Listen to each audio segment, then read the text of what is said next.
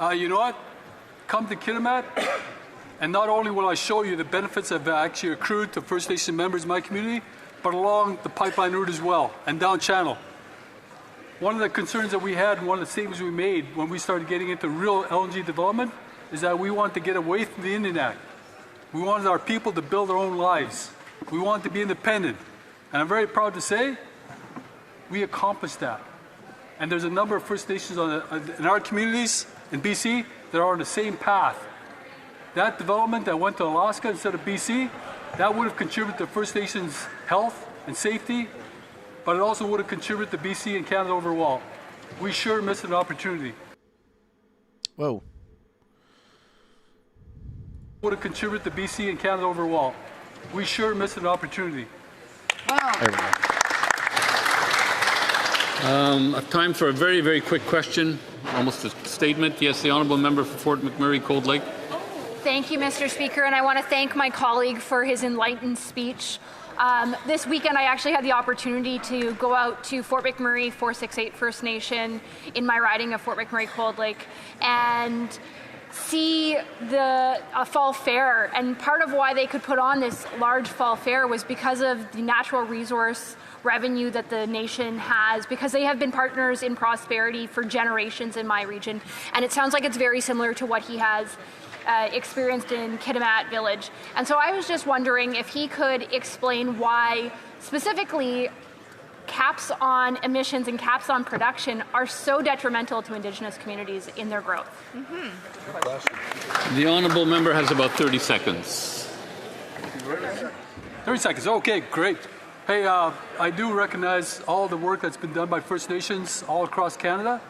Very progressive, but it all comes down to what the benefit is to the people. My colleague from Alberta as well knows the benefits. There's a lot of First Nations in Saskatchewan. And if you want to take a look at the real benefits, take a look at the status quo of First Nations that don't have economic development. It's always the same saying. There's nothing to do here, there's no jobs. That's what an emissions cap will take away, the future of First Nations and Canadians in general. Statements by members, déclaration de député. The Honourable Member for Kitchener-Conestoga. Thank you, Mr. Speaker. This Gender Equality Week, I rise not just to celebrate progress, but to challenge us to go further. Despite making up half our population, women's voices are still too often dismissed or diminished, even in places of leadership like the House of Commons. Research shows that women are interrupted significantly more than men, and when they do speak, their ideas are often only recognized when repeated by someone else. I've seen this happen to family, to staff, and to colleagues, some of the strongest women I know. And I'll admit I haven't noticed it enough. But once you notice something, you can change it. Men have a crucial role to play, so here's my call to action. Men, be the ally in the room. Listen more, interrupt less. Give credit where it's due, speak up when you see bias. Gender equality isn't achieved by one group, it's everyone's responsibility. Let's commit to making this real together. Hey, bravo. Bravo. L'honorable député de Port. The Honourable Member for Portneuf-Jacques-Cartier. Mr. Speaker, on June 20th, on the North Shore, a tragedy cost the lives of 3 rescuers when a helicopter crashed. Olivier Blouin was there, a constituent of mine. He was respected and admired, and he leaves his partner in bereavement, as well as his family members and colleagues. He was known for his dedication, his professionalism, and his generosity. He was inspired by one mission: to serve and rescue. Like his colleagues who were also victims of this accident, he was brave and altruistic. These men and women who spend their lives saving members of their community are true heroes. Today, it is with great sorrow that we underscore their dedication and the legacy they leave us. And I would extend my condolences to the other victims and their friends and families. Thank you for your service. We will remember you.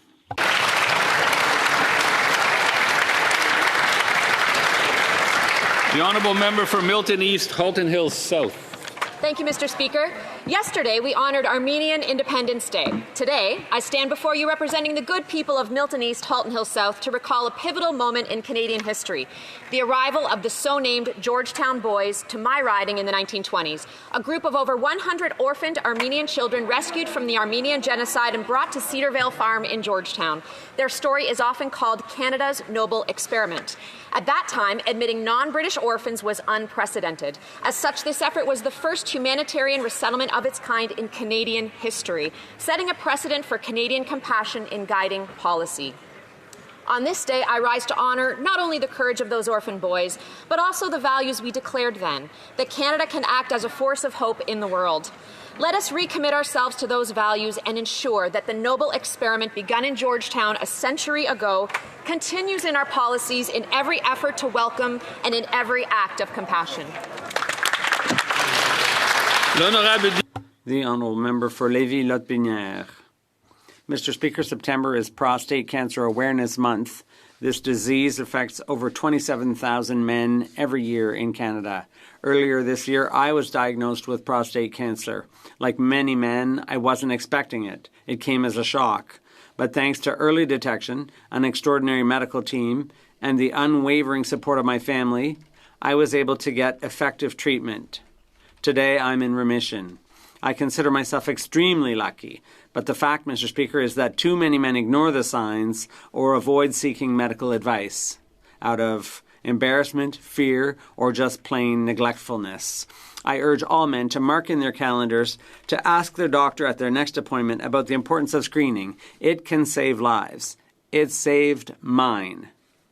During this Awareness Month, let's think about those who are fighting, those we've lost, and above all, let's undertake to talk openly about men's health.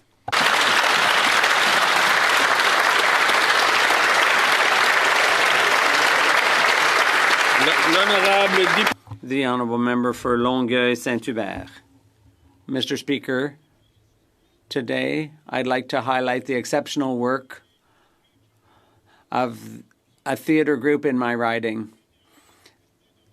This group is distinguished. They put on plays free of charge to the public in public places in cooperation with other groups. This makes theatre accessible to everyone all across the Montérégie region. This is a profoundly human approach, and through its workshops, they promote meetings and outreach and reconciliation. I'd like to commend the entire team for the incredible contribution they make to Quebec culture. Thank you. Member for Sherwood Park, Fort Saskatchewan. A couple of years ago, an Angus Reid survey for Cardist asked families the number of children they wanted.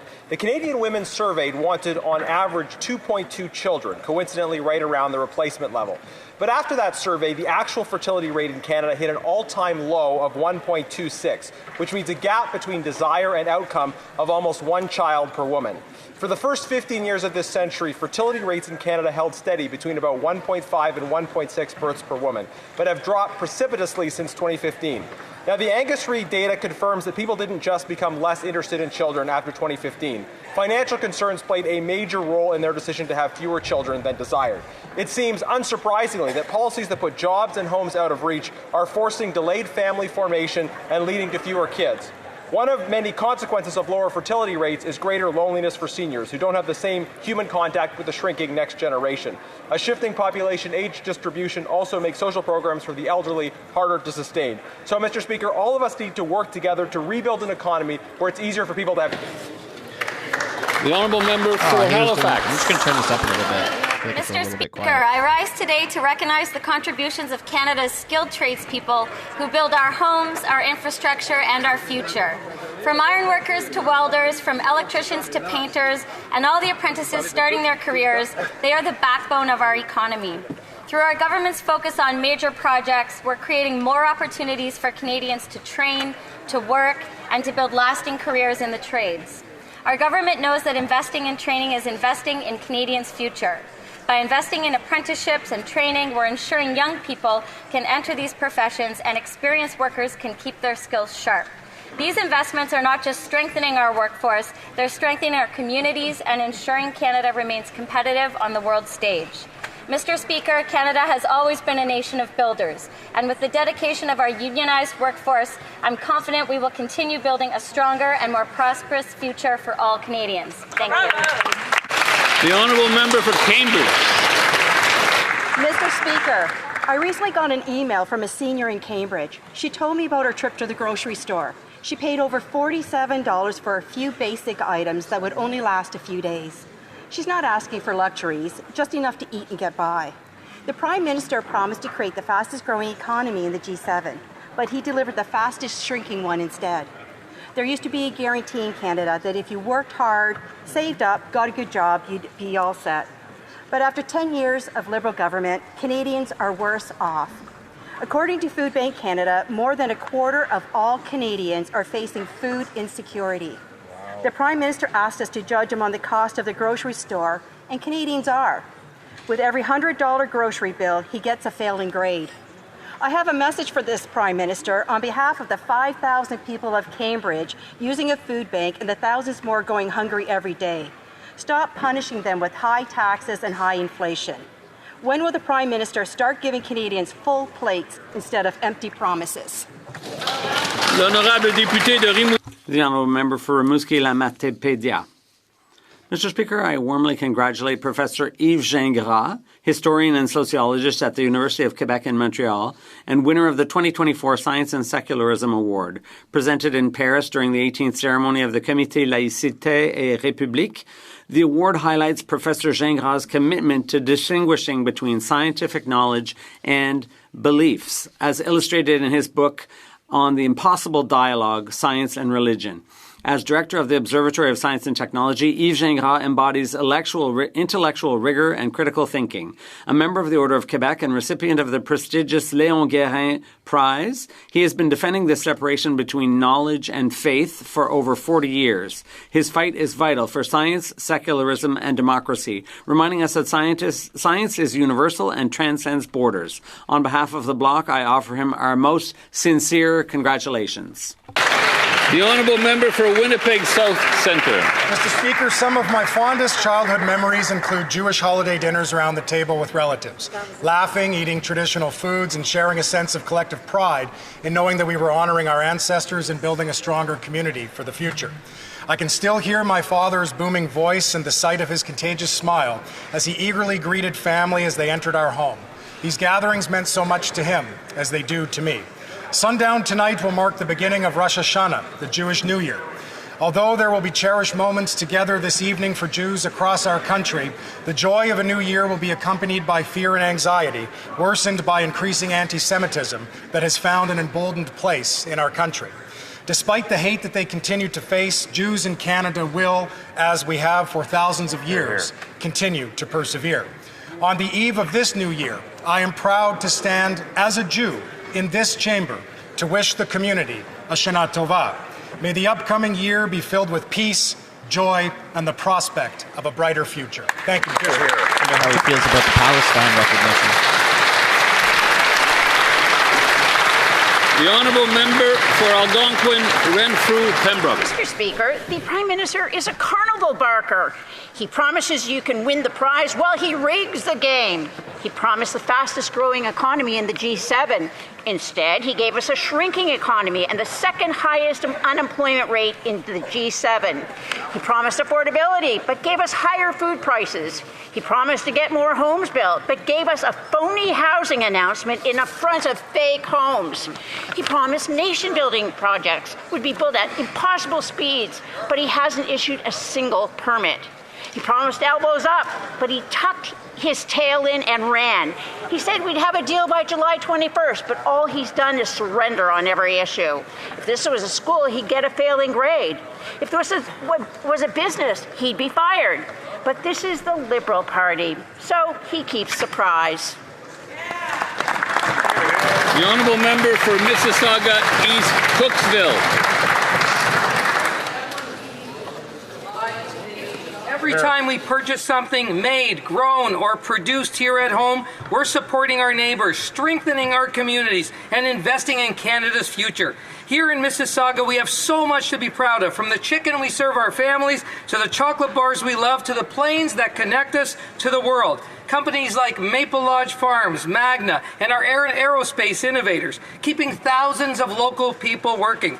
Some sectors are being hard hit by tariffs and trade disruptions. That's why our Liberal government is stepping up to help, making sure that Canadian industries get the backing they need to stay competitive. Canada's government will be Canada's #1 customer with a clear commitment to supporting Canadian businesses. So next time you shop for groceries, furniture, or a vehicle, look for the maple leaf, choose Canadian. Together we can protect jobs, grow our economy, and keep Mississauga and Canada strong. Thank you, Mr. Speaker. The honourable member for Ponoka-Didsbury. In a speech from the throne, this so-called new Liberal government claimed that they would tackle crime while protecting the rights of law-abiding gun owners. It was a staggering admission of failure by a government that saw illegal gun crime skyrocket by 130%. Since then, they have shown that they are no different than the last Liberal government. Not only will they spend 4 times as much money to harass legal gun owners than criminals and gangs, but they have doubled down on their promise to finish their gun grab within the year. In an astonishing turn of events, both the Prime Minister and his Public Safety Minister have now said that their gun grab will be voluntary. But now, in a leaked audio clip, the Public Safety Minister was caught saying that Canadians would never get arrested if they didn't turn in their now prohibited guns. Is the minister suggesting that gun owners follow gun laws the same way the last Liberal Prime Minister followed ethics laws? Does the Prime Minister and the Public Safety Minister realize that it's a crime to counsel people to not follow the law? L'honorable député de Rivière-des-Mille. The honourable member for Rivière-des-Mille. Thank you, Mr. Speaker. On this first day of Gender Equality Week, it's our duty to face the facts. In Canada, a woman or girl is killed every 48 hours, most often by an intimate partner or ex. These femicides are not isolated incidents. They're the most brutal symptom of an imbalance of power and misogyny that, far from disappearing, is making a strong comeback, sometimes even unapologetically. We thought we had made irreversible progress, yet the setbacks are very real. Gender equality begins with a fundamental right, the right to live without fear. I pay tribute to the survivors, to the frontline organizations, the shelters, and all those who fight against gender-based violence. In the face of this resurgence of hatred, we must name, condemn, and act. Equality cannot be achieved by decree. It must be defended every day.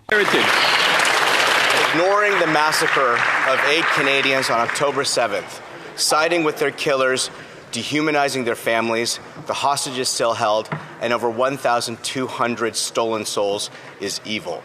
Granting a state to those who practice state terror as statecraft, who pay pensions for murdering Jews, is evil. Not requiring the state to even recognize Israel's right to exist is evil. None of their conditions were met. No election, no release of all hostages, no demilitarization of Hamas. Lying about these intentions is evil. Doing this on the eve of Rosh Hashanah, emboldening mobs and violence upon our Jewish communities, is evil. The fascism once buried in the last World War has risen again as modern terrorism. This isn't diplomacy, it's appeasement, it's betrayal. The Prime Minister has dispensed with human dignity and the rule of law. He's emboldened terror with the state. And, Mr. Speaker, it is evil. The honourable member for Brome-Missisquoi. I was waiting for somebody to mention that.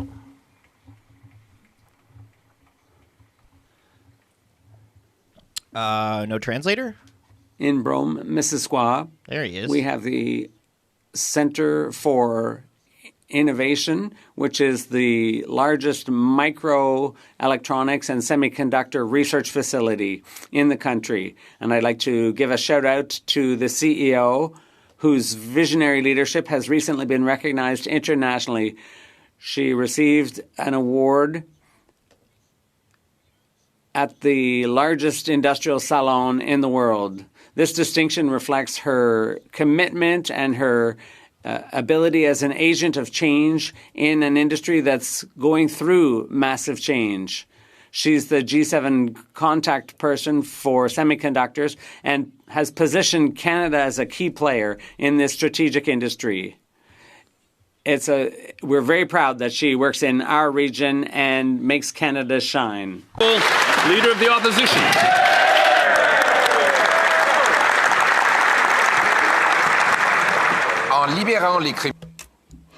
The Liberals are setting criminals free. They're wasting money. They are targeting sports shooters and recreational shooters who abide by the law. The Liberals have increased firearm-related crime by 30%. That we already knew. Yet the Minister of Public Safety accidentally revealed the truth and was recorded doing so. He said that confiscating the firearms of law-abiding firearm owners was a waste of money. Does the Prime Minister agree with his minister? Merci pour la question. Thank you for the question. Mr. Speaker, on Sunday I had a conversation with an individual that I've known for many years who recorded it without my knowledge and had it leaked to a gun lobbyist. In that conversation, Mr. Speaker, the subject of the assault-style firearms buyback compensation program was discussed. In trying to address this issue, Mr. Speaker, the individual's frustration, my comments were misguided. Having said that, Mr. Speaker, it's important to have the program in place. This is what Canadians are looking for. And I do want to note that the Leader of the Opposition has voted against every single gun measure. The Honourable Leader of the Opposition. By freeing rampant gun criminals and wasting billions of dollars of police and border resources targeting law-abiding, licensed, trained and tested firearms owners, this government has overseen a 130% increase in violent gun crime. But over the weekend, the Minister of Public Safety accidentally told the truth, and he was recorded doing it. He said that the gun grab is not worth the money, that it will go over budget, and it would be better just to lock up the criminals, but that they're going ahead with the bad policy because it's good politics. Does the Prime Minister agree? The Honourable Minister of Public Safety. Mr. Speaker, it's a good thing there's a recording of it so that Canadians can have a look for themselves. Let me be very clear, Mr. Speaker. Canadians want responsible gun control. They wanted it in 1989 after a man killed 14 women at École Polytechnique. They wanted it after 6 people were murdered at the Quebec City mosque shooting. And they wanted it after the biggest mass shooting in our history, where a man opened fire and killed 22 people in Nova Scotia. Mr. Speaker, why are the Conservatives against keeping guns off our streets? The Honourable Leader of the Opposition. Mr. Speaker, the Minister said that his gun grab won't work, that it will go over budget, and that it would be better to lock up criminals, as Conservatives have been suggesting, but that they're going ahead with the gun grab anyway because the Prime Minister wants to pursue electoral politics. Oh, no. Electoral politics, Mr. Speaker.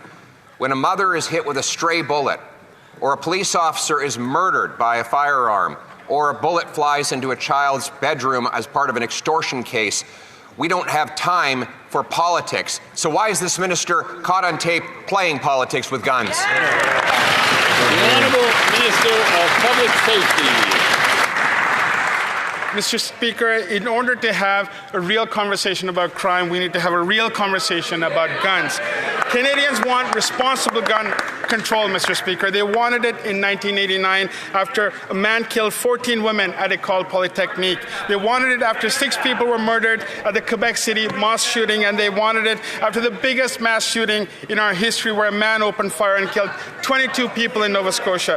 Mr. Speaker, why are the Conservatives against keeping guns off our streets, and why has this Leader of the Opposition voted against every single gun control measure that he has been in Parliament for? The Honourable Leader of the Opposition. That minister did have a real conversation about guns. Unfortunately for him, he was caught on tape. Caught on tape, admitting that the gun grab is a waste of money. Caught on tape, admitting it would go over budget. caught on tape admitting it would be better just to lock up the gun criminals who are actually doing the crime. Why is it that Liberals only tell the truth when they don't think anyone is listening? The Honourable Minister of Public Safety. Mr. Speaker, let me reiterate, it's actually a good thing that this conversation was caught on tape. And in fact, it will counter every single claim that this leader of the opposition is making. Let me be very clear, Mr. Speaker. Canadians want responsible gun control. We are in a position as a government, we committed to it during the last campaign, Mr. Speaker. Canadians gave us a mandate on April the 28th to ensure that we move forward on this program, and we look forward to its implementation. The Honourable Leader of the Opposition. Speaker, while this government blocks criminal justice reforms that would lock up gun criminals, they want to go ahead and take nearly $1 billion away from border security and police officers to go after licensed, law-abiding, trained and tested hunters and sport shooters, a project that the OPP refuses to enforce. Numerous provincial governments have said they will not go ahead with. They've even had to ask Canada Post to go and collect these firearms. The minister himself has now admitted that it won't work. Why won't they drop the politics and save lives? The Honourable Minister of Justice. Mr. Speaker, if the member is concerned about advancing legislation that's actually going to keep Canadians safe, he would work across the aisle with us as we seek to table legislation during this legislative sitting to ensure that violent repeat offenders are kept behind bars, to make sure the most serious offenders are actually facing stiffer penalties. But, Mr. Speaker, it is hard to accept criticism when it comes to keeping our community safe from gun violence from a member who for more than 2 decades has voted against the very specific measures that are designed to take guns off our streets, and he has voted repeatedly on the measures that will weaken our border to prevent the inflow of guns in the first place. The Honourable Leader of the Opposition.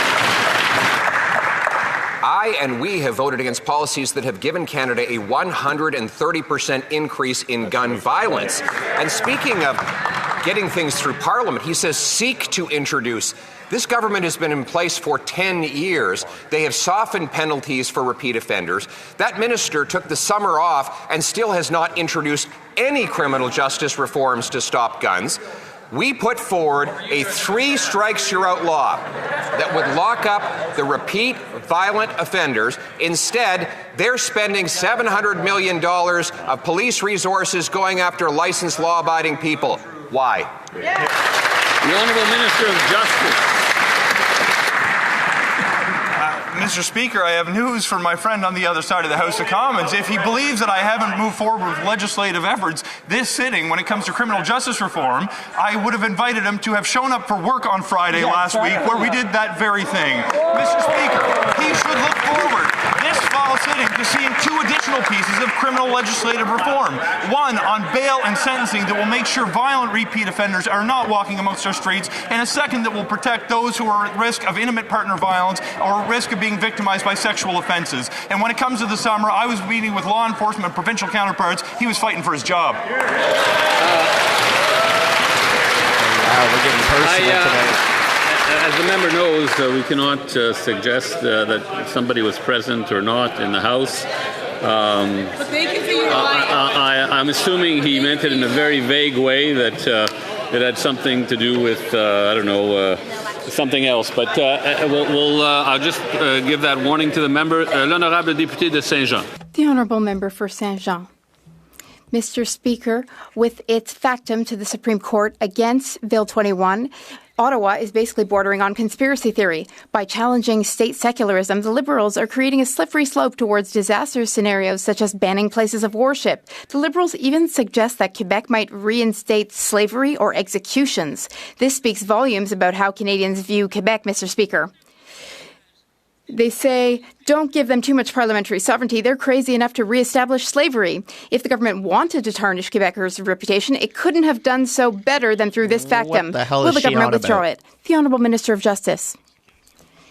Mr. Speaker, We are working towards the national interest. This matter is in the national interest, so the federal government must protect the Constitution. As the member knows full well, the Supreme Court of Canada is absolutely the right forum for this type of debate. The Honourable Member for Saint-Jean. Mr. Speaker, the federal government is attacking much more than secularism at the Supreme Court. They are also attacking Quebec's parliamentary sovereignty by amending the Constitution through the courts without debate. This is a power grab which goes against the purpose itself of the notwithstanding clause, which is to protect democracy from judiciary governance. If the federal government wants to amend the Constitution, that should be debated in our parliaments and in the public space, not in court. Will the government withdraw its brief and stop using judges to undermine Quebec's parliamentary sovereignty? L'honorable ministre de l'Identité.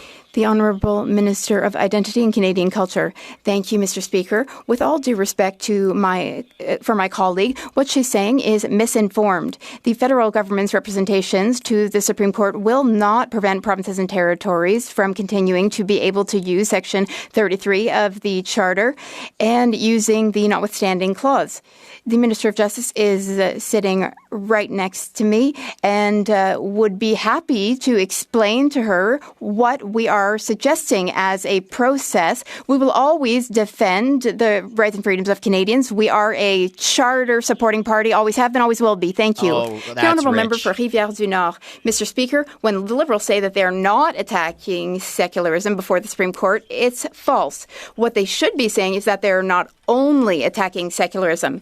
By attacking the notwithstanding clause, they are also attacking the protection of the French language and signage in French. They're even attacking consensual matters such as protecting children's identities in otherwise public trials, or also attacking the absence of lawyers in small claims courts. They're attacking democracy. They're even attacking Quebec's model. Will they finally withdraw the challenge, Mr. Speaker? The Honourable Minister for Identity and Canadian Culture. Mr. Speaker, I'm a very proud Quebecer. There are many very proud Quebecers on this side of the House. We have been supporting Quebec for years, for decades, Mr. Speaker. What the member across the way is claiming is untrue.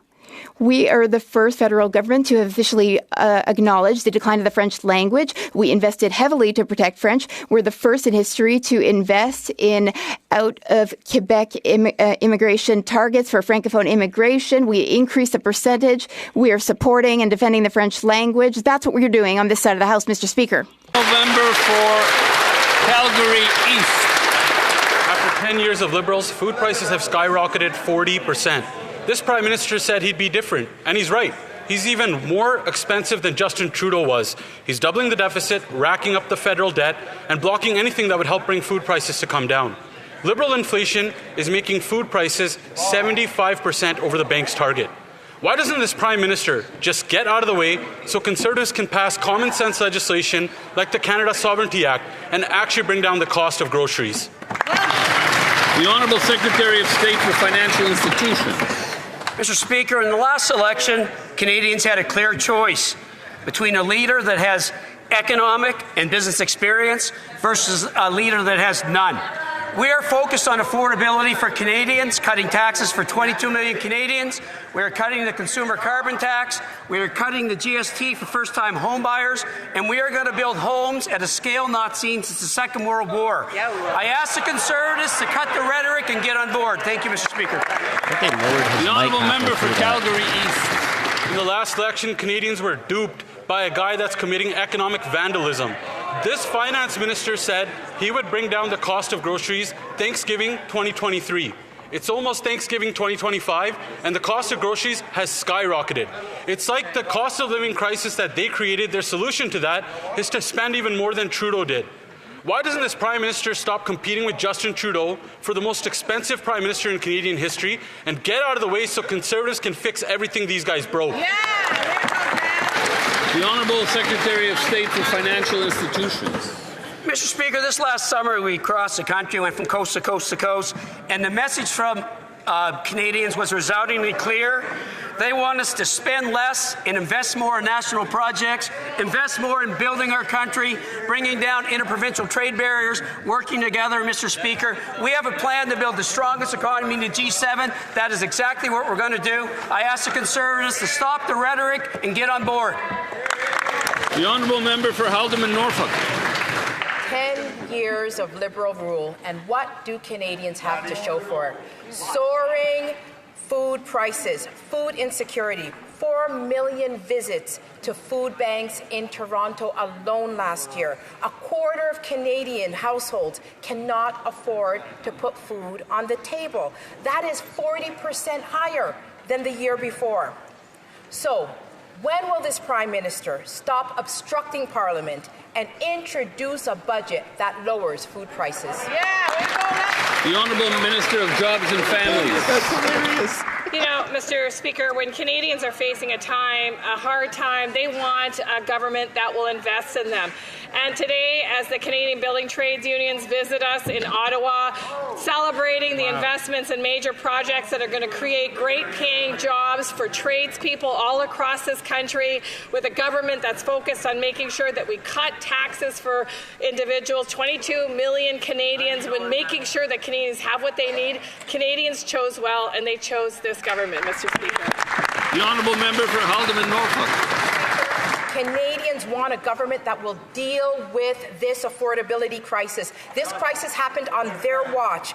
This Prime Minister promised Canadians that they could judge him by the price of groceries. Well, the numbers are in. Apples are up 14%. Potatoes are up 16%. Canned food is up 26%. When will this Prime Minister stop obstructing Parliament and introduce a budget that will bring back food affordability to Canada? The Honourable Minister of Jobs and Families. Well, Mr. Speaker, Canadians are intelligent, and they knew better than to place their vote with the opposition, with Conservatives that were threatening, indeed voting against everything that was making their lives more affordable, whether it was a school food and nutrition program, whether it was the Canada Dental Care Plan, whether it was investment in seniors, increasing supports for seniors, whether it was investments in infrastructure. Mr. Speaker, time and time again, Conservatives voted against these measures. Canadians saw with their eyes they could not count on Conservatives to protect them. The Honourable Member for Parrytown Muskoka. After 10 years of Liberals, experts are now warning of up to 100,000 job losses in the housing sector by 2027. Builders are laying off their trained staff, even though the Prime Minister promised to double housing construction. Housing starts have stalled completely in the GTA and the Lower Mainland, where the housing crisis is the worst. In Ajax, housing starts are down 100%. Builders are praising our common sense plan to remove the GST on all homes under $1.3 million, saying it will restart home building. So why doesn't the Prime Minister want home builders building homes? Good question. The Honourable Minister for Housing and Infrastructure. Thank you, Mr. Speaker. Well, to the member opposite, that's exactly why this government is committed to the most aggressive affordable housing program in our history. That's excellent. We need to focus on affordability. Canadians have spoken. Canadians have elected this government to deliver on affordability. With a tax cut, with a focus on affordable housing, we're seeing right out of the gate, Build Canada Homes focused on 4,000 homes in 6 cities across Canada, $1 billion into supportive housing, and 700 units of housing in Nunavut. We need to scale up. We expect their support. The Honourable Member for Montmorency, Charlevoix. Mr. Speaker, after 10 years of this Liberal government, inflation is increasing. In fact, according to a Food Banks Canada report, 25.5% of households are struggling to put food on the table. We found out about a senior who has been working hard his whole life and can't even feed himself. I traveled through my riding this summer. I met hundreds of people, good people who work hard every day to put food on the table. Mr. Speaker, when will the Prime Minister stop obstructing Parliament and table a budget that will bring down food prices? The Honourable Government House Leader. Mr. Speaker, the member across the way knows full well that the budget will be tabled soon. We will be calling on his support for the budget. We have a plan to build Canada up, to create more job opportunities. We want to use our young people to succeed. We want to take advantage of Canada's expertise in aluminum and other sectors. And we will want his support. The Honourable Member from Montmorency, Charlevoix. After 10 years of these same old Liberals, requests for food aid are skyrocketing. In Montmorency, Charlevoix, my riding, like elsewhere in the country, food banks are facing an unprecedented increase in demand. There's been a 30% increase in food prices in just a year. Food Banks Canada has given Canada a mark of D for food insecurity. The Prime Minister said we could judge him based on grocery prices. Well, what's his grade? G for groceries or F for failure? The Honourable Government House Leader. The member across the way is new here. He likely hasn't had the opportunity to meet with his party's whip. His party's whip will tell him to vote against all supports for Canadians, to vote against food aid, food programs in schools, to vote against daycare, to vote against support for seniors, to vote against legislation to protect workers in Canada. The whip will tell him to vote against all of that. And the member across the way is going to learn that the hard way, Mr. Speaker. The Honourable Member for Lac-Saint-Jean.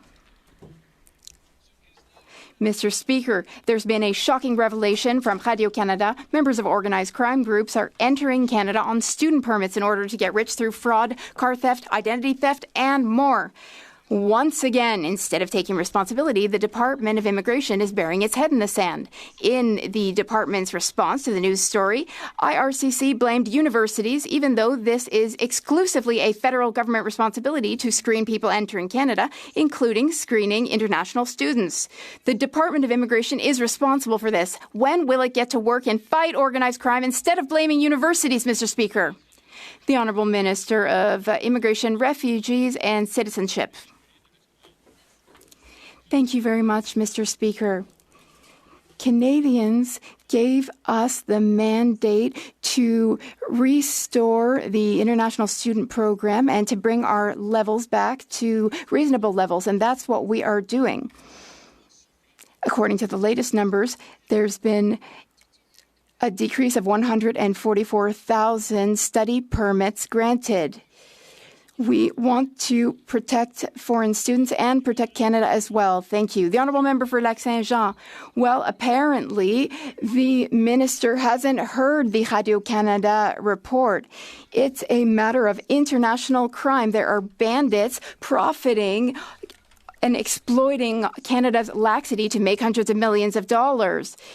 There are border services. Our border services, they know that the money is being used to strengthen criminal organizations in Côte d'Ivoire and even being used to finance terrorist activities. While Europe cracks down on the network it calls the African Mafia, Ottawa is treating this like a slight problem. It's quite obvious why Canada is a prime target. Will Ottawa finally take some responsibility?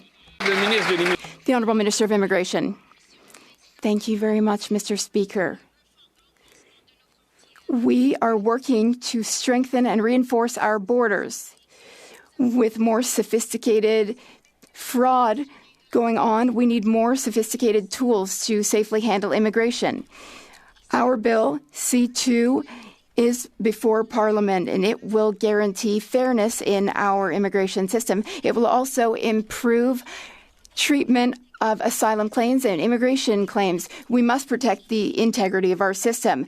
And I urge all parliamentarians here to support us. Thank you.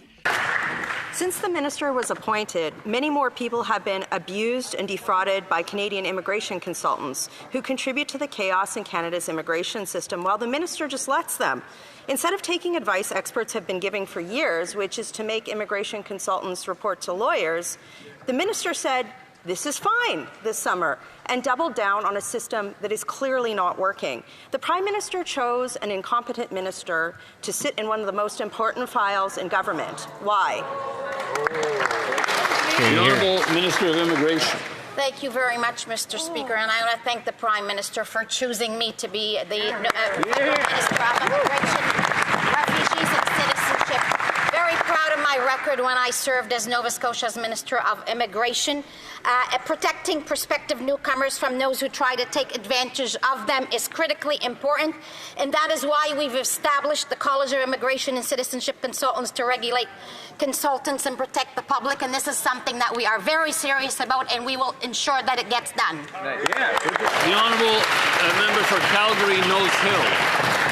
The minister Minister mentioned her record as immigration minister in a provincial government. During that time, a Nova Scotia auditor found that there were the following issues: no process to determine provincial labour market needs and assess whether those were being addressed by Nova Scotia's provincial nominee program, and none of the 8 recommendations from a 2020 fraud risk assessment had been implemented. So I'll ask the same question. Why did the Prime Minister put an incompetent minister into this position? The Honourable Minister of Immigration. Thank you very much, Mr. Speaker. Again, I want to thank the Prime Minister. In fact, I want to thank the people in Halifax West for electing me to this Parliament. I am here to do the best job I possibly can do with my experience, with my expertise, and with my love for Canada and love for Canadians. And we will continue to do that. As for my record as Minister of Immigration from 2013 to 2021, provincially, the record is clear. I would invite parliamentarians to go look at it. Thank you very much. The Honourable Member for Richmond Hill South. After 10 years of this Liberal government, our immigration system is in chaos. This summer, illegal border crossers claiming asylum surged by a staggering 277%. Most of them will be bogus. This has put massive pressure on housing, healthcare, and benefits across Canada, especially in Quebec. And what did the immigration minister do? Absolutely nothing. She enjoyed her summer vacation while our borders were left wide open.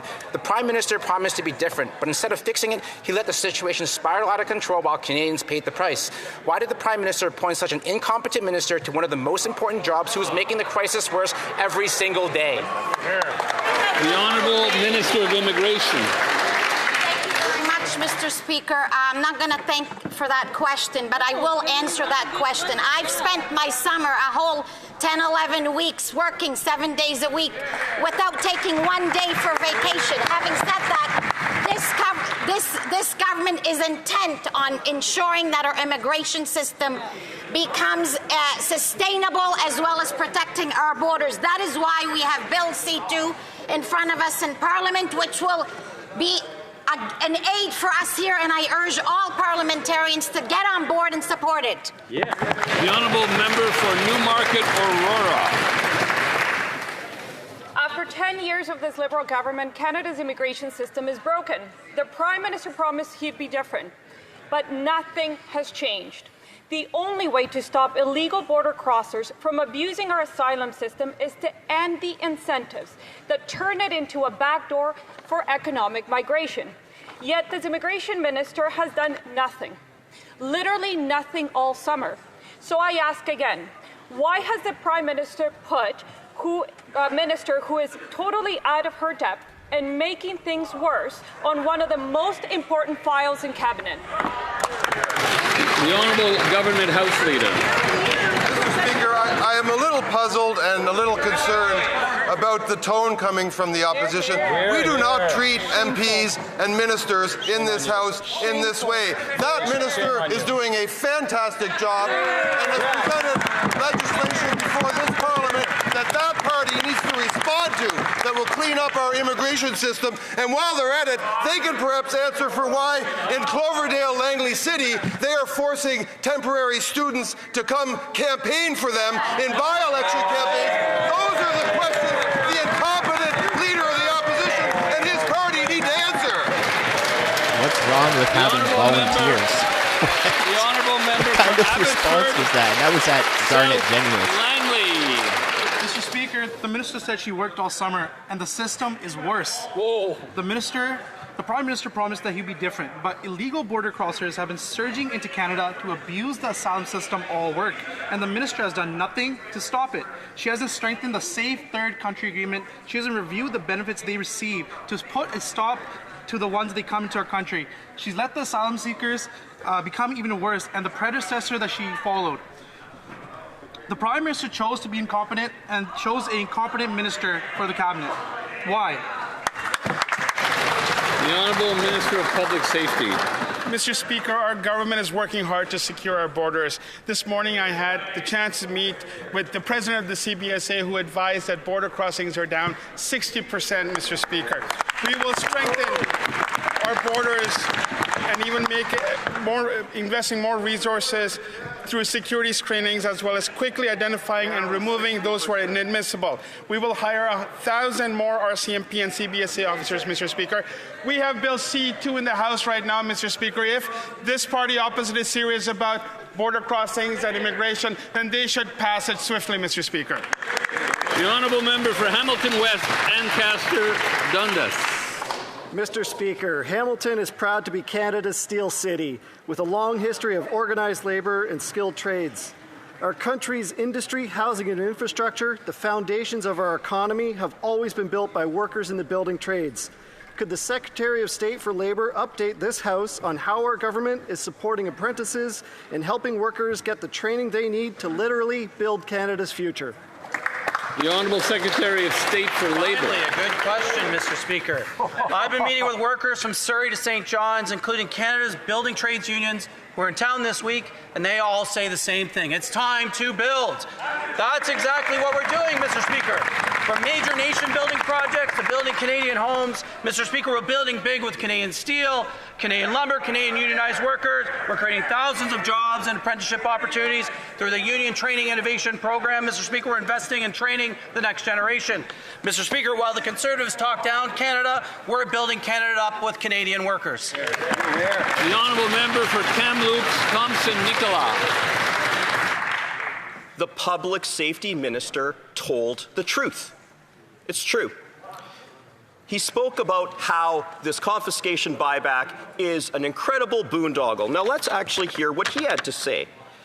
This is the mandate I was given by the Prime Minister to complete this and not revisit this. It sounds like he doesn't even believe in this. So if the public safety minister doesn't believe in this program, why are we spending $742 million taxpayer dollars to keep it going? Hear, hear.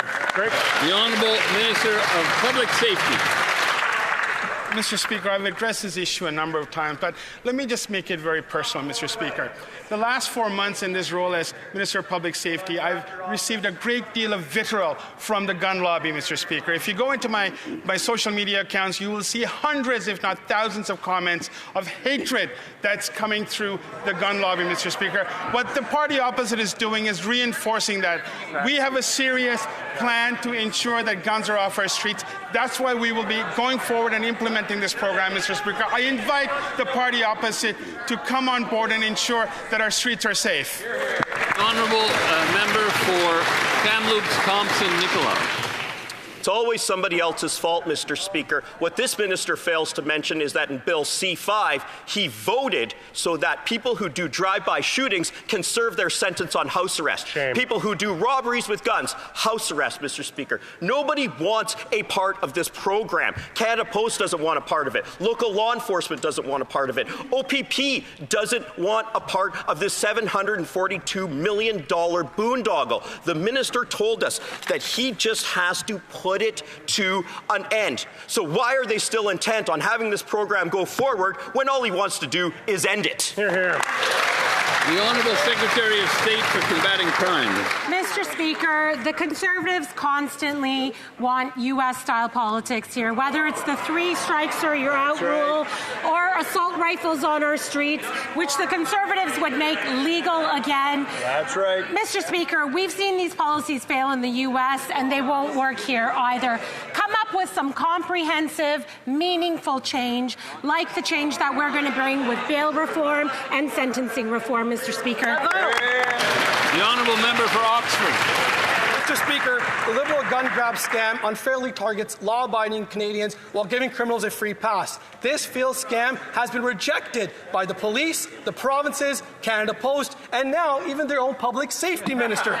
In a leaked audio, he says that the Prime Minister pressured him. He admits that this plan won't work, and he even promised to pay his tenant's bail if he's arrested. You can't make this up, Mr. Speaker.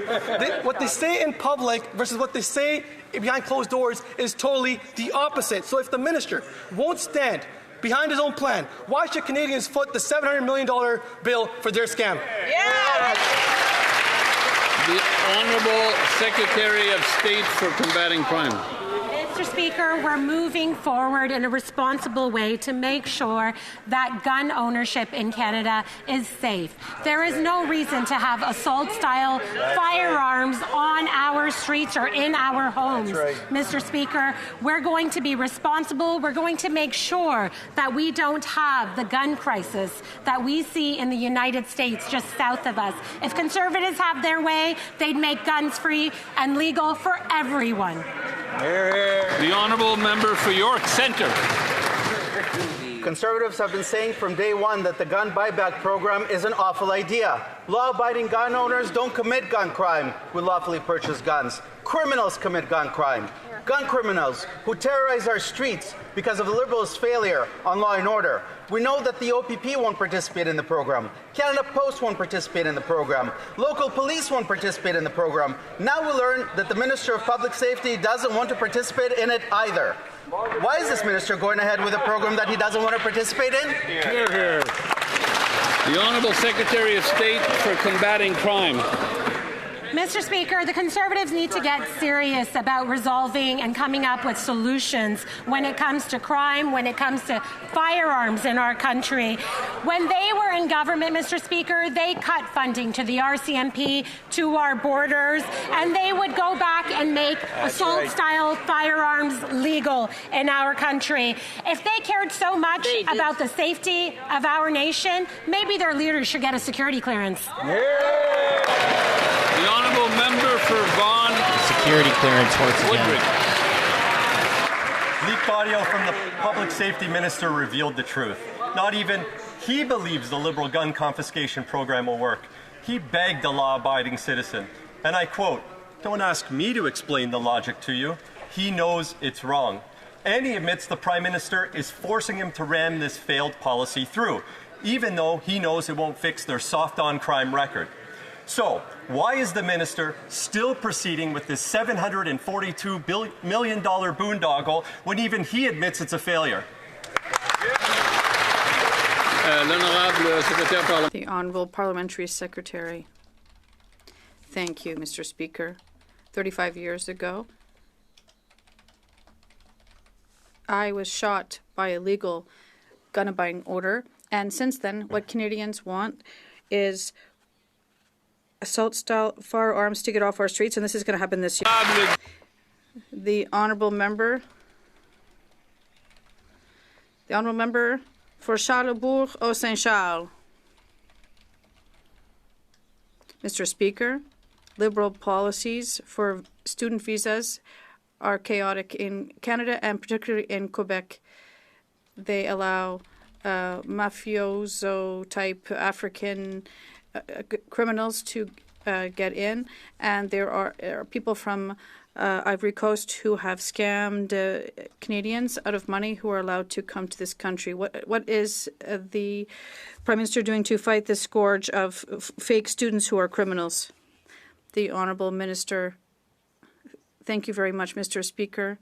Canadians have given us the mandate to reestablish the international student program at viable levels, and we're doing this. We also have Bill C2 before us in the Parliament, and to get the figures down and avoid spikes in demand, we are trying to strengthen our borders and make them more resilient. So I'd ask all parliamentarians to support this legislation. Thank you. The Honourable Member for Charlesbourg-Saint-Charles. Mr. Speaker, I think that the Minister did not understand the issue. These were visas given to students, and 200 of them are Africans who are part of the mafia there. They're in Quebec. They are committing crimes, scams, car thefts, etc. This is an international ring that is now in Canada because of laxist Liberal policies on immigration. Can the Minister confirm that they will solve this problem of false student visas? The Honourable Minister of Immigration. Thank you very much, Mr. Speaker. It's a crime in Canada, regardless of what status they're on, will face consequences. The IRCC is working with CBSA and all of our partners here to ensure. Deport somebody, we will. That's CBSA's job.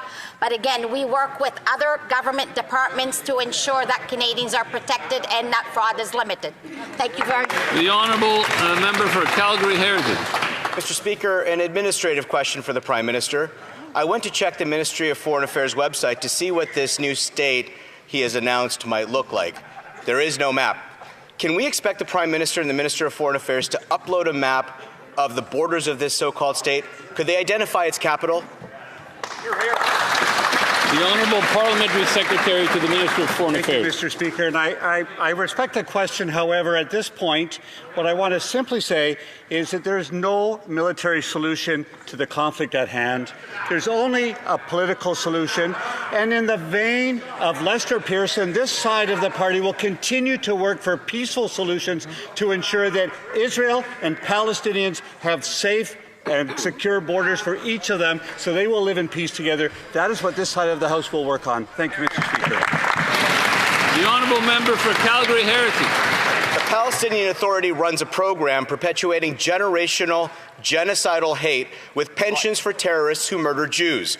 The PA, the PLO, and Fatah all embed terrorism into their institutions. The PLO founded the Al-Aqsa Martyrs Brigade, a listed terrorist entity responsible for the attacks on October 7th. If recognition of statehood is to have any real meaning, will the Prime Minister designate this as a state sponsor of terrorism? The Honourable Parliamentary Secretary to the Minister of Foreign Affairs. Thank you, Mr. Speaker. Let me also state that Canada supports Israel and its right to defend its people every day. Let me also be clear, Hamas is a terrorist group. It must release hostages immediately that have been held cruelly for 2 years. It must disarm, and it will play no role in the future governance of a Palestinian state. We will continue to defend the state of Israel, and we will continue to defend the people of Palestine to ensure we have two states with equal justice and equal rights to prosperity. The honourable member for Terrebonne. Mr. Speaker, today is the beginning of Gender Equality Week. There has been progress made, and we need to remain firm in our commitment to strengthen gender equality for all Canadians. We want to build the strongest economy in the G7, and we need the total participation and active participation of women. Can the minister inform us about measures taken by this government to advance gender equality? The Honourable Minister of Gender Equality. Thank you very much for this question. We cannot build the strongest economy in the G7 without the participation of women fully. Thanks to our strategy for entrepreneurial women, we've been able to help more than 400,000 women across the country. And with our national action plan, we're taking action to fight feminicide. This week, we recognize the progress accomplished and our commitment to gender equality. Thank you. The honourable member for Parkland. Mr. Speaker, in the last 4 months, $54 billion in investment has fled Canada, and that's in addition to nearly $500 billion lost in 10 years under this Liberal government. Now, the Prime Minister promised strength, but all that he's delivered is weakness. His oil and gas production cap is killing Canadian prosperity. Now, Conservatives today are calling for the end of this production cap. Will the Liberals keep their boot on the neck of our energy sector, or will they vote with Conservatives to axe the cap? The Honourable Minister of Natural Resources. Mr. Speaker, Canadians voted to strengthen our economy by growing our energy and natural resources industries while combating climate change. We will support innovation, increase our competitiveness, and attract billions of dollars of investment to get to net zero. Let me share something that the Premier of Alberta said just this weekend. I am more optimistic than ever that the concerns of Albertans are being heard. Perhaps the honourable member on the other side could give up his division and work with us to build Canada strong. The honourable member for Red Deer. Mr. Speaker, 10 years of Liberal policies aimed at killing our energy industry have shrunk our economy and driven up unemployment. This Prime Minister promised he'd be different, but instead, it's more of the same. Alberta's energy industry has powered and enriched this nation for decades. But if the production cap stays, there will be no pipelines, and Canada will remain at the mercy of U.S. and other foreign interests. Will the Liberals vote for our Conservative motion to eliminate the Liberal job-killing energy cap, or will they continue obstructing getting Canada built? The Honourable Minister of Energy and Natural Resources. Mr. Speaker, we're focused on results that enhance our climate competitiveness. Our government, Alberta, and industry agree. Building a responsible, competitive oil and gas industry is part of the grand bargain. As someone who spent my career making deals, I know you don't get things done by speaking in public. But let me share something with the honourable member. His premier said this weekend, "I'm more optimistic than ever that the concerns of Albertans are being heard." We'd appreciate you getting on board, end the division, get the unity together, and build Canada strong. The honourable member for Medicine Hat, Cardston Warner. Canada's oil and gas emissions cap will continue to devastate jobs in the energy sector and make life more expensive for Canadians. The Parliamentary Budget Officer estimates that the emissions cap will cut our GDP by about $20.5 billion annually and eliminate 54,000 more jobs by 2032. This Prime Minister promised he would be different, but those promises have been broken, Mr. Speaker. Will the Prime Minister support the Conservative motion to repeal the gas and oil emissions cap, or will he and the Liberals continue to be obstructive? Great question. The Honourable Minister of Energy and Natural Resources. Mr. Speaker, the grand bargain is about taking transformative steps to dramatically reduce our emissions and put new cards in Canada's hand that increase our competitiveness. That has the potential to create thousands of good-paying jobs and careers and create a world-leading clean tech ecosystem that exports our innovation around the world. As I said, the Premier of Alberta said this weekend, "I'm more optimistic than ever that the concerns of Albertans are being heard." I would invite the honourable member across the aisle to get with us and build Canada strong. The honourable member for Labrador. Mr. Speaker, for too long, northern communities like those in my own riding of Labrador have had to rely on diesel-generated electricity to keep the lights on at costs that are too high. Can the minister share with this House how our new government is replacing diesel with dependable, clean power in the north while helping communities build the sustainable future they deserve? Good question. The Honourable Minister of Northern and Arctic Affairs. Mr. Speaker, I'd like to thank the member Labrador for this question. Mr. Speaker, our new government is supporting Indigenous-led transitions from diesel to dependable clean power. In Yukon, Kluane First Nation wind and battery project provides about half the community's power and saves over 300,000 litres of diesel a year. In Nunavut, the Inuit-led Sanikuluak wind project will replace up to 70% of local diesel use. Project by project, we are delivering cleaner, more affordable power across the north. The honourable member for Beauce.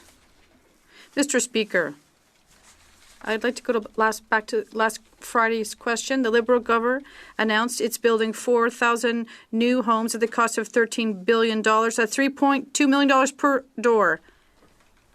With $3.2 million in Beauce, we could build 15 homes, not one. We could build more than 4,000, and with 13,000, we could build 20,000 homes, not 4,000. The math doesn't add up.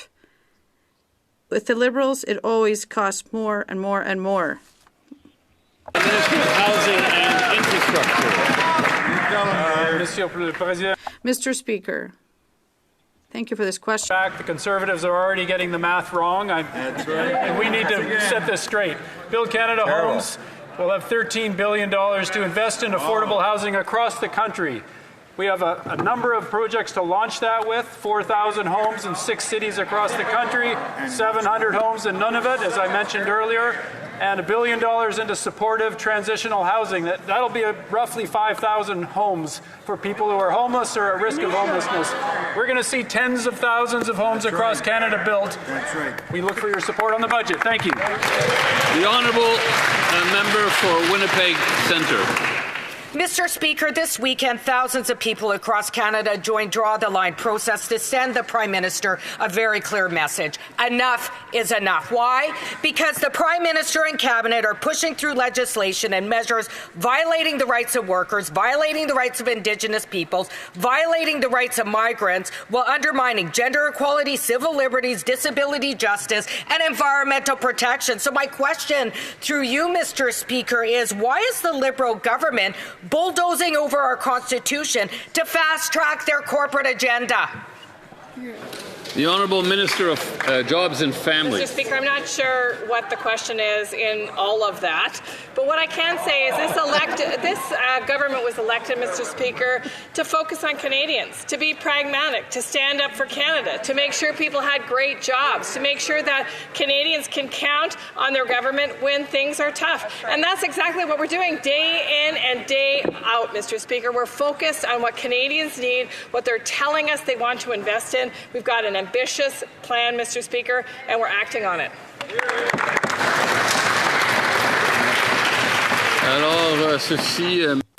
That is all the time we have for question period today. Oui, c'est ça, c'est vrai. Comme il est. It being 3:07, the House will now proceed to the taking of the deferred recorded division on the motion of Mr. Brock relating to the business of supply. Call in the members.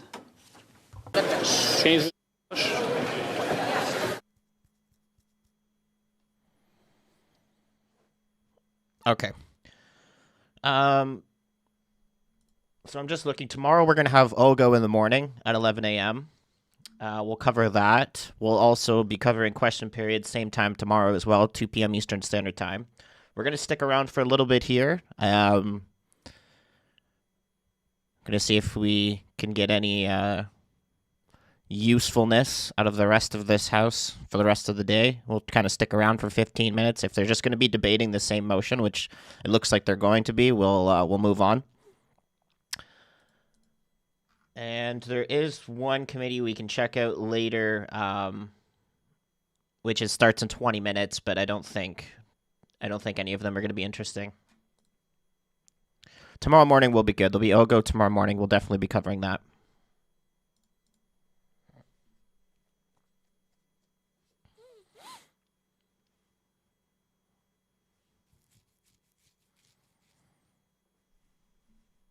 And they still have the House muted. The question is as follows. Mr. Brock, seconded by Mr. Mahal, moved that given that the Liberal government has changed the law to allow for house arrest for serious offenders and lets repeat criminals go free within hours of their arrest, which has resulted in a 50% increase in violent crime, the House call on the Liberal government to replace these changes with a 3 strikes you're out law that will stop criminals convicted of 3 serious offences from getting bail, probation, parole, or house arrest, and keep violent criminals in jail for at least 10 years. The 10-minute period for members voting electronically has started, and the House will now proceed to the vote for members participating in person. All those in favor of the motion will please rise. Here. Mr. Scheer. So they've already debated this. This is not going to a vote. Schmale. Watch Mr. the Brock. Liberals Mr. all Brock. say no. Mr. Bazan. Mr. Bazan. Mrs. Thomas. Mrs. Thomas. Monsieur Deltel. Monsieur Deltel. Monsieur Paulus. Monsieur Paulus. Ms. Dancho. Ms. Dancho. Mr. Chong. Mr. Chong. Mrs. Kuzi. Mrs. Kuzi. Mrs. Stubbs. Mrs. Stubbs. Mr. Barlow. Mr. Barlow. Monsieur d'Entremont. Monsieur d'Entremont. Mr. Small. Mr. Small. Mr. Major. Mr. Major. Mr. Jennis. Mr. Jennis. Monsieur Brassard. Monsieur Brassard. Mr. Moore. Mr. Moore. Monsieur Berthold. Monsieur Berthold. Mr. Duncan. Mr. Duncan. Mr. Workington. Mr. Workington. Mrs. Cramp-Nyman. Mrs. Cramp-Nyman. Mr. Canna. Mr. Canna. Mrs. Roberts. Mrs. Roberts. Mr. Morin. Mr. Morin. Mr. Ross. Mr. Ross. Madame Vien. Madame Vien. Monsieur Godin. Monsieur Godin. Monsieur Martel. Monsieur Martel. Mr. Cooper. Mr. Cooper. Mr. Lloyd. Mr. Lloyd. Mr. Van Popta. Mr. Van Popta. Mr. Kelly. Mr. Kelly. Monsieur Généreux. Monsieur Généreux. Monsieur Gould. Monsieur Gould. Mr. Viss. Mr. Viss.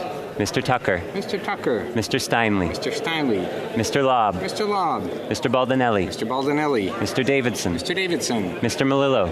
Mr. Malillo. Mr. Calkins. Mr. Calkins. Mr. Lawrence. Mr. Lawrence. Mr. Muse. Mr. Muse. Mr. Waugh. Mr. Waugh. Ms. Rood. Ms. Rood. Mrs. Goodridge. Mrs. Goodridge. Mrs. Falk, Battleford Lloydminster, Meadow Lake. Mrs. Falk, Battleford Lloydminster, Meadow Lake. Ms. Gladue. Ms. Gladue. Mr. Majumdar. Mr. Majumdar. Mr. Ho. Mr. Ho. Mr. Shipley. Mr. Shipley. Mr. Bragdon. Mr. Bragdon. Mr. Redicop. Mr. Redicop. Mr. Madet, Kapuskasing, Timmins, Muskegawuk. Mr. Madet, Kapuskaking, Timmins, Muskegawuk. Mr. Lefebvre. Monsieur Lefebvre. Mr. Arnold. Mr. Arnold. Mrs. Gallant. Mrs. Gallant. Mr. Reed. Mr. Reed. Mr. Hoback. Mr. Hoback. Mr. Vierson. Mr. Vierson. Mr. Williamson. Mr. Williamson. Mr. Falk Provencher. Mr. Falk Provencher. Mr. Diot. Mr. Diot. Mr. Macaulay. Mr. Macaulay. Mr. Menegakis. Mr. Menegakis. Mrs. Wagenthal. Mrs. Wagenthal. Mrs. Jansen. Mrs. Jansen. Mr. Abutayev. Mr. Abutayev. Mr. Motts. Mr. Motts. Mr. Dalton. Mr. Dalton. Mr. Dowdle. Mr. Dowdle. Mr. Cram. Mr. Cram. Mr. Lewis Essex. Mr. Lewis Essex. Mr. McLean, Calgary Centre. Mr. McLean, Calgary Centre. Mr. Patzer. Mr. Patzer. Mr. Giovanni. Mr. Giovanni. Mrs. Anstey. Mrs. Anstey. Mr. Au. Mr. Au. Mr. Babber. Mr. Babber. Mr. Bailey. Mr. Bailey. Monsieur Bélanger, Sudbury Est, Manitoulin, Nickelbelt. Mr. Bélanger, Sudbury Est, Manitoulin, Nickelbelt. Mr. Bonk. Mr. Bonk. Mrs. Borelli. Mrs. Borelli. Ms. Cobania. Miss Covina. Mrs. Cody. Mrs. Cody. Mr. Davies, Niagara South. Mr. Davies, Niagara South. Mr. Dawson. Mr. Dawson. Mrs. DeRitter. Mrs. DeRitter. Mr. Gill, Calgary Skyview. Mr. Gill, Calgary Skyview. Mr. Gill, Brampton West. Mr. Gill, Brampton West. Mr. Gill, Calgary McKnight. Mr. Gill, Calgary McKnight. Mr. Gill, Windsor West. Mr. Gill, Windsor West. Mr. Commitch. Mr. Commitch. Mr. Nader. Mr. Nader. Mr. Gill, Abbotsford, South Langley. Mr. Gill, Abbotsford, South Langley. Monsieur Rollo. Monsieur Golo. Mr. Guglielmin. Mr. Guglielmin. Monsieur Hardy. Monsieur Hardy. Mr. Holman. Mr. Holman. Mr. Jackson. Mr. Jackson. Mr. Kibble. Mr. Kibble. Ms. Kirkland. Miss Kirkland. Mrs. Conans. Mrs. Conan. Mr. Ruff. Mr. Ruff. Ms. Cronus. Miss Cronus. Mr. Currick. Mr. Currick. Mr. Lawton. Mr. Lawton. Mr. Ma. Mr. Ma. Mr. Mahal. Mr. Mahal. Mr. McKenzie. Mr. McKenzie. Mr. Reynolds. Mr. Reynolds. Mr. Rowe. Mr. Rowe. Mr. Stevenson. Mr. Stevenson. Mr. Strauss. Mr. Strauss.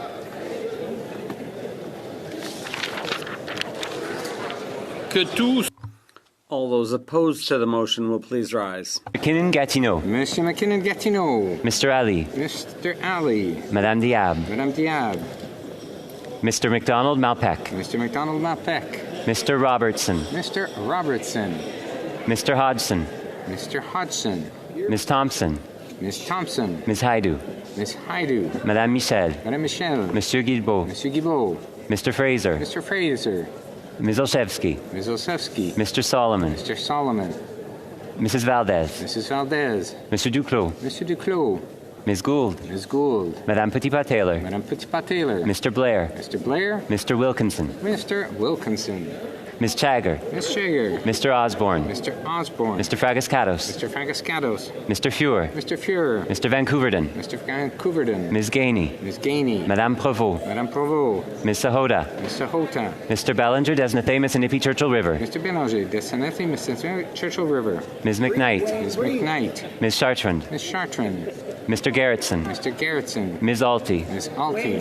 Mrs. Golmasti. Mrs. Golmasti. Mr. Sarai. Mr. Sarai. Ms. McLean, Esquimalt, Senate Sook. Ms. McLean. Esquimalt, Senate Sook. Mr. Long. Mr. Long. Mr. Zericelli. Mr. Zericelli. Madame Chanette. Madame Chanette. Mr. Housefather. Mr. Housefather. Mr. Nur Mohammed. Mr. Nur Mohammed. Madame Menard. Madame Menard. Ms. Jazik. Ms. Jazik. Ms. Scrow. Ms. Scrow. Mr. Dogood. Mr. Dogood. Mr. Fisher. Mr. Fisher. Mr. Dollywall. Mr. Dollywall. Madame Châtel. Madame Châtel. Mrs. Romanado. Mrs. Romanado. Mr. Kellaway. Mr. Callaway. Mr. Lewis Kitchener-Conestoga. Mr. Lewis Kitchener-Conestoga. Monsieur Leitao. Mr. Leitao. Mr. Bardisi. Mr. Bardisi. Madame Kayabaga. Madame Kayabaga. Mr. Lamoureux. Mr. Lamoureux. Madame Brière. Madame Brière. Mr. Grant. Mr. Grant. Monsieur Gay. Monsieur Gay. Mr. Hogan. Mr. Hogan. Monsieur Ramsey. Monsieur Ramsey. Madame Koutrakis. Madame Koutrakis. Mr. Miles. Mr. Miles. Mr. Biddle. Mr. Biddle. Mr. Chen. Mr. Chen. Ms. Dillon. Ms. Dillon. Ms. Zarowitz. Ms. Zarowitz. Monsieur Fergus. Monsieur Fergus. Mr. Fonseca. Mr. Fonseca. Monsieur Yakino. Monsieur Yakino. Monsieur Lauzon. Monsieur Lauzon. Mr. Maloney. Mr. Maloney. Madame Desrochers. Madame Desrochers. Mrs. McKelvey. Mrs. McKelvey. Mr. Gasparo. Mr. Gasparo. Madame Rochefort. Madame Rochefort. Mr. Casey. Mr. Casey. Madame Fortier. Madame Fortier. Mr. Oliphant. Mr. Oliphant. Mr. Batiste. Mr. Batiste. Mr. Clausen. Mr. Clausen. Madame Lavac. Madame Lavac. Mr. Turnbull. Mr. Turnbull. Mr. McKinnon Coquitlam Port Coquitlam. Mr. McKinnon Coquitlam Port Coquitlam. Mr. Morrissey. Mr. Morrissey. Ms. Vandenbeld. Ms. Vandenbelt. Mrs. Zaid. Mrs. Zaid. Ms. Yip. Ms. Yip. Madame Lalonde. Madame Lalonde. Mr. Weiler. Mr. Weiler. Monsieur Zuberi. Monsieur Zuberi. Madame Lapointe, Rivière-des-Mille-Îles. Madame Lapointe, Rivière-des-Mille-Îles. Mr. Baines. Mr. Baines. Ms. Hefner. Miss Hefner. Madame Lapointe, Sudbury. Madame Lapointe, Sudbury. Mr. Sousa. Mr. Sousa. Mr. Carr. Mr. Carr. Mr. Al-Saoud. Mr. Al Saoud. Madame Auguste. Madame Auguste. Mr. Chang. Mr. Chang. Mr. Clark. Mr. Clark. Mr. Connors. Mr. Connors. Madame Dandurand. Madame Dandurand. Mr. Danko. Mr. Danko. Monsieur Deschênes-Thériault. Monsieur Deschênes-Thériault. Mr. Earl. Mr. Earl. Ms. Fancy. Ms. Fancy. Mr. Fanjoy. Mr. Fanjoy. Mr. Greaves. Mr. Greaves. Ms. Harrison. Miss Harrison. Ms. Hurdle. Miss Hurdle. Monsieur Joseph. Monsieur Joseph. Monsieur Lavoie. Monsieur Lavoie. Mr. McDonald Cardigan. Mr. McDonald Cardigan. Mr. Millette Bay of Quinty. Mr. Millette Bay of Quinty. Ms. Miedema. Ms. Miedema. Madame Mingarelli. Madame Mingarelli. Ms. Nathan. Ms. Nathan. Ms. Wien. Ms. Wien. Monsieur Tumba. Monsieur Tumba. Ms. O'Rourke. Ms. O'Rourke. Mr. Rana. Mr. Rana. Ms. Royer. Ms. Royer. Monsieur Sari. Monsieur Sari. Mr. Sawatsky. Mr. Sawatsky. Ms. Sodi. Ms. Sodi. Mr. St. Pierre. Mr. St. Pierre. Monsieur Villeneuve. Monsieur Villeneuve. Monsieur Watchhorn. Monsieur Watchhorn. Madame Normandin. Madame Normandin. Monsieur Garon. Monsieur Garon. Monsieur Brunel Duceppe. Monsieur Brunel Duceppe. Monsieur Simard. Monsieur Simard. Monsieur Fortin. Monsieur Fortin. Monsieur Thériault. Monsieur Thériault. Monsieur Champoux. Monsieur Champoux. Monsieur Perron. Monsieur Perron. Monsieur Bonin. Monsieur Bonin. Monsieur Savard-Tremblay. Monsieur Savard-Tremblay. Monsieur Sainte-Marie. Monsieur Sainte-Marie. Madame Larouche. Madame Larouche. Madame Gaudreau. Madame Gaudreau. Monsieur Beaulieu. Monsieur Beaulieu. Monsieur Lemire. Monsieur Lemire.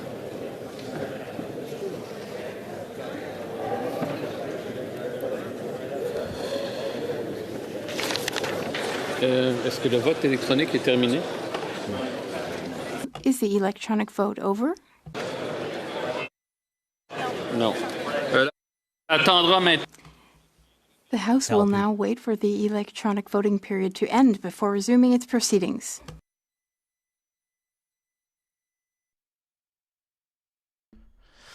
Okay, we just got a minute here. After this, if you guys want to stick around after this vote, I'm going to watch the audio recording of Gary, the public safety minister, and we're going to get Runkle's take on it, because I've just been listening to it a bit there. It's quite astounding what the public safety minister says. And he just tried to defend himself today in question period, and he's like, "Oh, I didn't say that." And dude, it's recorded. It's very clear that what you're doing and what you're saying are two different things. So we'll go ahead and watch that right after this vote. It's very interesting. Good on the guy for recording that too. It's kind of funny.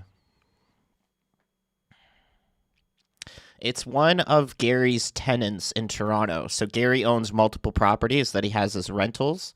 And I guess he was in the property. I'm not sure for what reason, but he was there. And yeah, I guess the guy just recorded him when he was asking questions.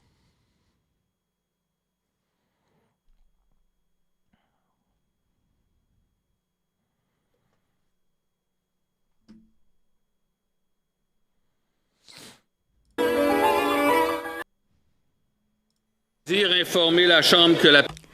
I wish to inform the House that the electronic voting period has ended. If members were unable to vote due to technical difficulties, they may now use the raise hand function, and the chair will recognize them. Monsieur Coteau. Monsieur... Où est-ce que vous voyez Monsieur Coteau? Monsieur Coteau. Monsieur Coteau. Mr. Coteau. Monsieur Coteau, nay contre. It's not going to pass. Est-ce qu'il y en a d'autres? Are there others? Sorry, that's really Bureau loud. va I'm maintenant... gonna turn that down. The table will now compile the results of the vote. Yeas pour 139, 139. Nays contre 189, 189. Je déclare la motion. I declare the motion defeated. 189 to 139. Oh my goodness. What did she say? Oh, so much. What did she just say? Okay. Order, please. Order, please. The House will now proceed to the taking of the deferred recorded division on the motion at second reading stage of Bill C-3. The question, order please, the question is as follows. Ms. Diab, seconded by Ms. de Bruzen, moved that Bill C-3, an act to amend the Citizenship Act 2025, be now read a second time and referred to the Standing Committee on Citizenship and Immigration. The 10-minute voting period for members voting electronically has started, and the House will now proceed to the vote for members participating in person.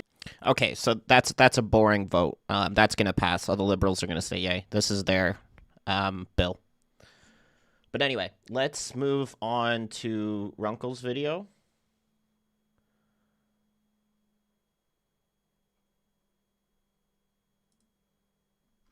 And we're going to listen to the audio recording of Gary.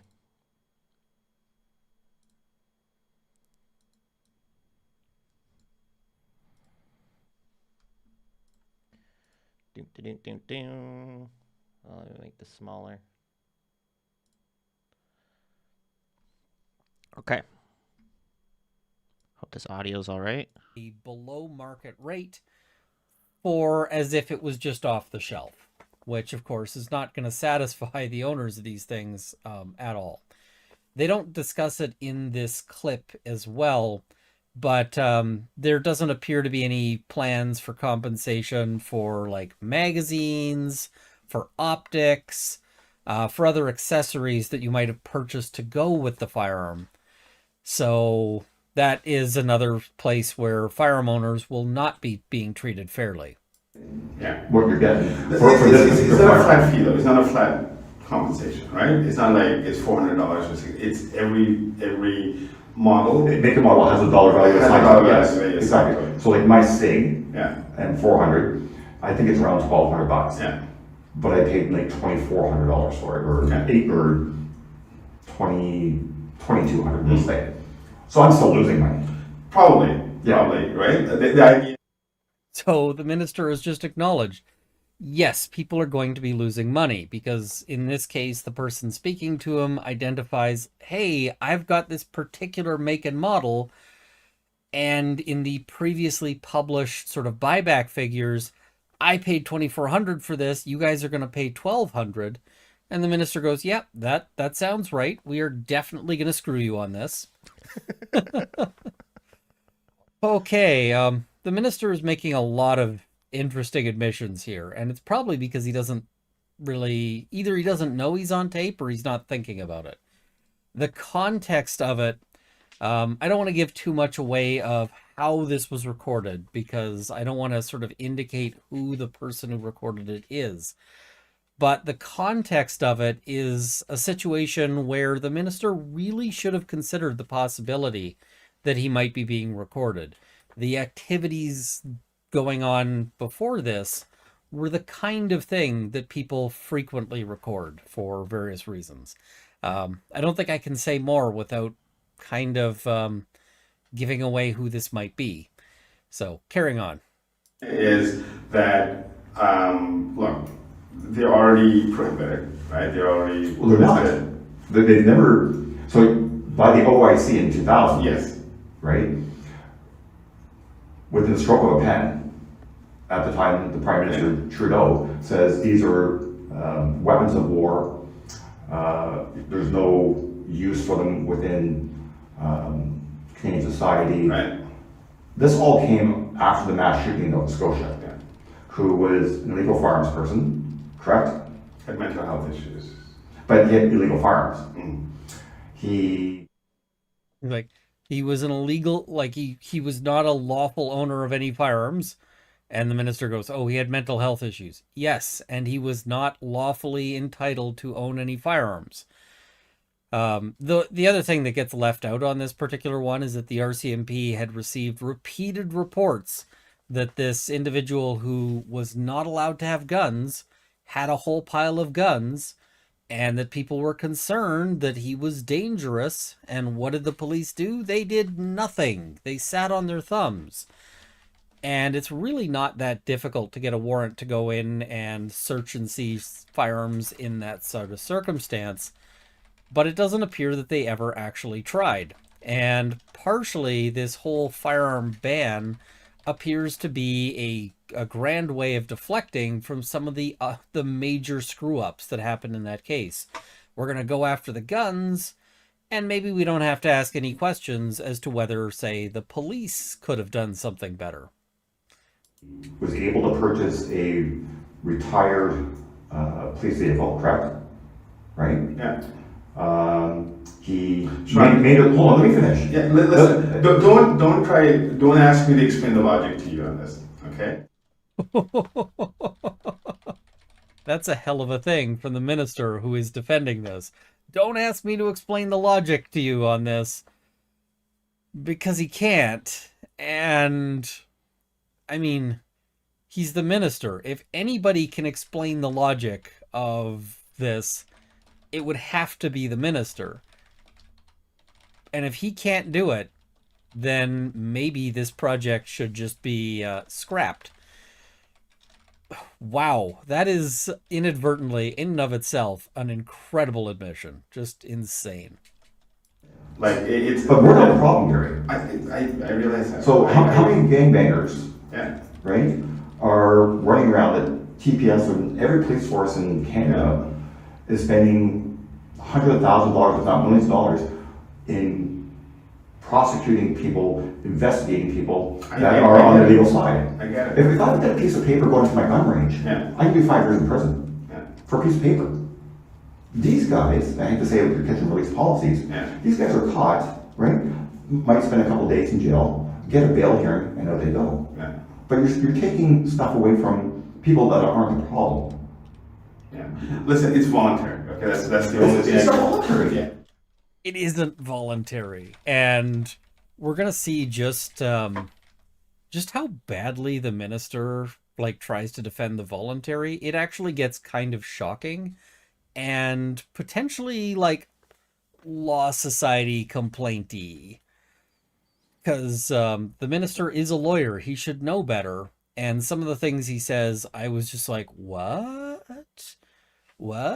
Now, I wish the person who was talking to him would be spending more time asking questions and less time kind of ranting at him, because at the end of the day, I want to hear what the minister has to say to defend himself, which is not great. So what's the third option? So I deactivate, I turn them in. What's the third option? Third option is you don't do either. And? What's that make me become? Then it's up to the local police. So then what's that make me become? Yeah. What's that? A criminal? If police enforce it, yes. Well, of course. The third option is to just not do either, not turn it in, not dispose of it. And he says, so this is a lawyer telling him that an option here is to just ignore the gun ban. This is crazy to me. This is wild, because lawyers actually have obligations not to tell people to violate the law. And, when he's the person speaking to him is going, hey, this would make me a criminal. And he goes, only if the police enforce it. Only if they decide to charge you. And I'm going, Yeah, that's pretty bad advice. Really, that is completely insane to me. It's like just go rob a bank. completely If you get wild. caught, you get That caught. he's But if you don't, you're fine. Don't worry about it. The police probably won't decide to come after you. That's the same kind of advice you could give to somebody about, like, having fentanyl. Yeah. You know, it's only a problem if the police decide to enforce it. This is from a lawyer, and this is from the public safety minister. He's like, go ahead and ignore the gun ban. Spoiler alert, do not go ahead and ignore the gun ban, because you could end up facing really serious consequences. You know, you could end up getting arrested, getting charged, losing all of your firearms. You could end up getting killed in the course of a police raid. For the minister to be suggesting this is just insane to me. And wow. Just wow. He's going to enforce it. Because you're going to mandate. Well, it's already in the criminal, it's there. It's already written in the criminal code. Yeah. So you're saying is if I don't deactivate or return them at a loss, yeah. I'm going to be considered a criminal. In your case, whatever your losses, you tell me, I'll personally. It's not the point. That's where he says if you get in trouble for anything, I'll personally cover that. That's an insane take to tell as a lawyer to tell somebody that. That is that is the stupidest legal advice I've ever heard. You hear that? He says, in your case, and it appears that these two have a pre-existing relationship, not like romantic or anything like that. They just seem to know each other. But he says, in your case, tell me what you're going to be out, and I will personally reimburse you. If you've ever heard, you know, a statement to confirm that the minister knows that gun owners are getting screwed, that is it right there. You know, I know you're getting screwed. I will personally make up the difference because this is unfair to you. But apparently ministers, apparently Liberal members of Parliament are going to be willing to make up the difference. So for all the gun owners out there, given Gary's very generous promise, which clearly shouldn't be limited to just this guy that he knows, clearly this should be open to everybody. So maybe it's a good time to call your nearest Liberal member of Parliament and ask them if they will personally make up the difference to you, like Gary promised to other people. That's what I'm thinking. Everybody write Gary. Ask him for compensation. I bet that will get a very different reception, but maybe that might make a decent protest, as just calling up and going, where's my money? Akin to the Simpsons, where's my elephant moment. The minister clearly knows that this constituent is gonna get screwed, that this is unfair. And he's saying, well, I'll just make it up to you personally. And the constituent, to their credit, is like, that's not the point. The point isn't whether I personally am out money. The point is what you're doing to Canadians. Ooh, this is insane. And you should also... Whoever the... Look, for the minister. I hunt. Yeah. Right? I have my pal. Obviously, you don't. Yes. I have my our pal as well. Yeah. Right? I have to say, whoever the minister was previously challenged as to whether he was... Yeah. Right? I have to say, whoever that conservative guy was when you were in the House and you were first enrolled, you didn't look at it. But that was bad. I know that. I know. But it's 3 weeks on the job, man. I've never... What do you know about the system? It was 3 weeks on the job, he says. Well, this should have been 8 o'clock day one stuff, right? Being able to answer... The issue he's referring to is an exchange where he was asked what a PAL and what an RPAL are. And yeah, we remember that. We saw that in the House. And when you let the genie out of the bottle, yeah, it's very hard to put that cap back on with the genie in it. I get it, yeah. Right? And nobody wants the government definitely doesn't want people to say, hey, we're turning things back, or the special interest group saying, hey, you're going back. No, it doesn't matter what happens in the world. The van incident on Young Street, right? We're not banning white vans or banning people renting vehicles. Impaired drivers, we're not, okay, we'll take your vehicles off the road for a certain day, we'll suspend you for a year, and you'll pay a fine. Right.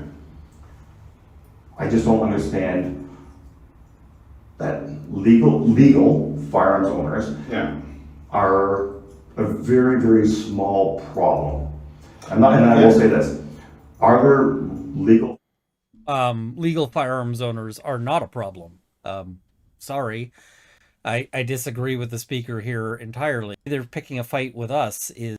Doesn't matter what it is, whether it's a van, whether it's a firearm, whether it's a knife. People with mental health issues will do things. But you're going to roll out this confiscation, I'm going to call it, on Tuesday, like you said.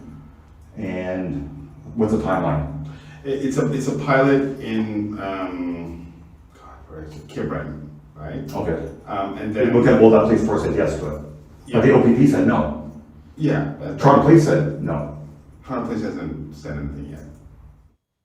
So they're rolling this out in Cape Breton because the police there are cooperative and it's a small sort of area, and so they're gonna try it out and see how it goes.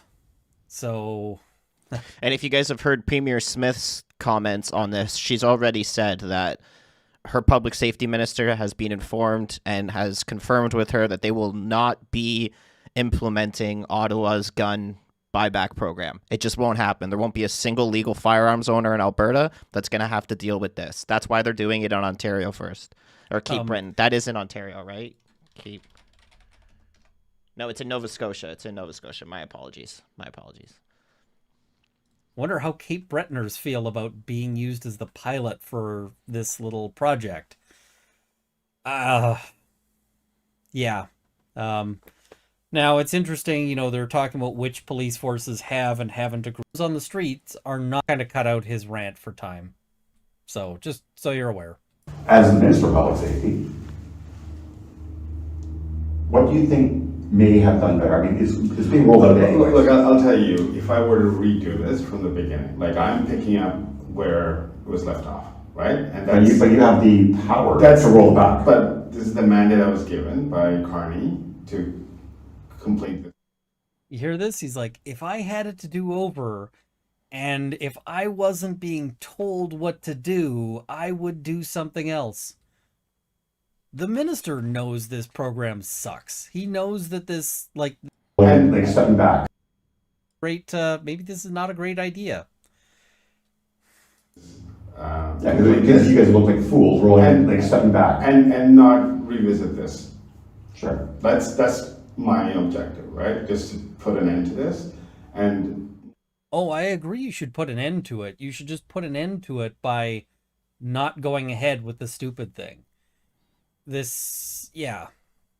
You're not putting an end to this. You're going to be throwing people in jail over this. They're going to be destroying lives over this for years to come. So when he says, I'm going to put an end to this, no, you're just starting, and you should be aware of the damage you're going to cause people. A lot of people think these are just their hunting rifles or their varmint sporting rifles. Increasing penalties. Move on with other additional criminal justice tools, including on bail, including on increasing penalties for people who have illegal and unlicensed firearms. So a range of things that we're already going to be doing. But this is not new. This has been happening for over a decade. I'll tell you, the going forward, it'll be a different approach. Okay, this is completing something that was started 5 years ago. That frankly, going forward, it'll be a different approach. The problem is that that's not true, because Mark and say, listen, is now, not in future after you've already done the damage. As the minister, you could sit down with Mark and say, listen, there's something, we need to address these core issues. We've had all these conversations. Like I've had for the last 4 months, it's been like constant discussions on this to see what's next, right? So we're hearing some tension here. Minister, maybe you want to grab yourself some courage and like give Carney a wedgie until he sees some sense on this one.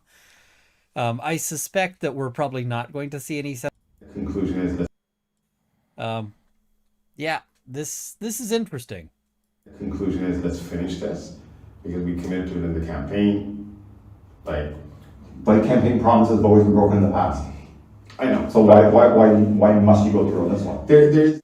I mean, they've broken like every other campaign promise they've made so far. So this is the first time they sort of have decided, oh, now we have to keep a campaign promise. It's a hell of a time to start. Look, just say it. Sean, the Quebec, you know what's wrong. Quebec, for example, is in a very different place in Ontario, right? We're talking about Canada. It's federal. This is not I get provincial. it. I get it. Quebec is in a different place than other parts of Canada, right? And this is something that very much a big deal for many of the Quebec electorate that voted for us, right? And that's one. You hear it? Public safety wasn't what escaped his lips there. It wasn't, we need to do this for purposes of public safety. Instead, what he says is, we need to do this because Quebec wants it. Well, if you've ever had any questions about like how... Where people have said, you know, this is one of the things we should not execute, like as a change from Trudeau's policies. But we've made the decision to go ahead. Make a new decision. You can change your mind. You can stop doing a stupid thing anytime. Like, you know, well, I have to just keep hammering my leg. You have a minority government right now. Yeah. And there's a lot of moving pieces on the chessboard. Absolutely. Yeah. You know, we're worried about the longest undefended border, between Canada and the United States, and we know where the firearms are coming from. Yeah. And more than 95% are traced back to our U.S. Absolutely, 100%, right? 100%. Like I think I've heard enough of this. I don't think I need to listen to this anymore. If anybody does want to go listen to the rest of this, you can listen to it on Runkle's channel. I'm sure it's all over Twitter, the leaked audio as well. But that was pretty much the juice of it, is what he got quoted today in Parliament, is that middle part. Let's see what the House is doing. We're tearing over the peninsula. But basically he says, oh, I don't like this, and whatever you're out, I'll personally reimburse you for it because I know you. But it is a crap program, and it's just the mandate Carney gave me, so I just have to go ahead with it. And if I could change it, I would change it. That's in a gist of what he says. Wednesday afternoon. Newfoundlanders and Labradorians are fed up. Other parts of Atlantic Canada can fish any day of the week, and we're restricted to weekends. It's disappointing that the struggling families, the ones that can't afford groceries because of these Liberal policies, they are the ones that can't go out on a Thursday afternoon to get a codfish when the weather's calm. Instead, they got to wait till the weekend, their only weekend off, to risk their lives in high winds and high waves. Okay, but we're going to call it here. I'm looking at some of the committees. There's nothing really going on. We can tune into international trade for a minute, but I don't think they're doing anything that's worth looking at. Economy to have comprehensive free trade agreements with all other G7 economies. This is in addition to our 15 other bilateral and regional agreements covering more than 51 countries and 39 bilateral agreements on the promotion and protection of foreign investment. Provided Canadians with several benefits, including enhanced competitiveness of Canadian goods and services abroad, lower costs for Canadian businesses and consumers, increased access to high quality and diverse goods and services, inputs and technologies, increased investment from abroad into Canada, and a stable and attractive investment environment for Canadian investors abroad, supporting their access to and participation in global value chains. While this system has long provided Canada with a strong foundation for trade and investment, this is a challenging moment for the global trading system. In part, this is a function of the economic policies pursued by some. But we must also acknowledge what has become increasingly clear for some time. In certain respects, the multilateral rules have become inadequate, and we have for many years failed collectively in our efforts to fix them. That means that rules have not always prevented harmful behavior by others, and they have not always provided a clear framework for countries to take appropriate and necessary actions to protect themselves. Some nations have determined that the status quo is no longer sufficient to protect their essential economic security interests, to ensure fair competition, and to respond to market-distorting practices and global shocks. In this pivotal moment, we must take stock of not only what rules-based international trade has provided for Canada, but also of what must be done to secure our own strategic economic interests and to ensure our current and future prosperity and resilience. We must adapt, and we need to respond. Canada's priority is to support economic sectors facing the most severe shocks while building a stronger and more secure economy. Pursuing this priority means taking measured, decisive actions in a transparent manner, but it also means working with partners to maintain, expand, and improve the rules-based system.